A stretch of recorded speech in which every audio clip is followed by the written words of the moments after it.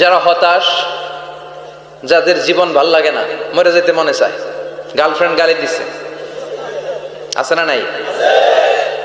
আবার বয়ফ্রেন্ড গার্লফ্রেন্ডের গালি দিছে, এ ওড়না পেঁচায়া ফ্যানের মধ্যে ঝুলে আত্মহত্যা করে। কত বড় পাগল, তুই মরলি কেন? গালি দিছে তো কি হয়েছে? হ্যাঁ, বুঝতে চায় না, হতাশ হয়ে যায়। আর বয়স কম তো ইচড়ে পাকা, অল্পতে কাবু হয়ে যায়। এই সূরাগুলো পড়ে না, এখানে আশার বাণী আছে। আজকে আমি জানি কথা শোনাবো আপনাদেরকে, শুরুতে আগে সংক্ষেপে বলে দিই। এই সূরার মূল কথা হচ্ছে, মানে সেন্ট্রাল থিম বা সাবজেক্ট ম্যাটার, সূরাতুদ দোহার কেন্দ্রীয় আলোচ্য বিষয় হচ্ছে নিরাশ হবেন না, হতাশ হবেন না, হাল ছাড়বেন না, ভরসা রাখবেন কার উপর?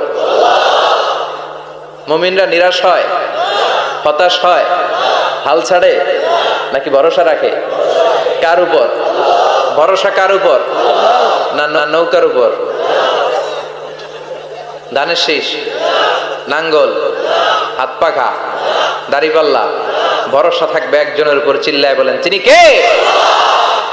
Never be sad, never lose hope, never lose hope, you will find your way. তুমি তোমার পথ খুঁজে পাবে। আমাদেরকে পথ দেখায় কে? আল্লাহ। এজন্য সূরাতুদ দোহার কেন্দ্রীয় আলোচ্য বিষয় হচ্ছে হতাশ হওয়া যাবে না, নিরাশ হওয়া যাবে না, হাল ছাড়া যাবে না, ভরসা রাখতে হবে একজনের উপরে। চিৎকার করে বলেন, তিনি কে?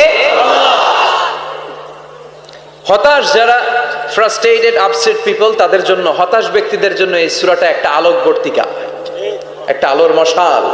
এই সূরাটা পড়লেই হতাশ ব্যক্তিরা মনে শান্তি পায়, আশা ফিরে পায়, দিক ফিরে পায়, ঠিক কিনা?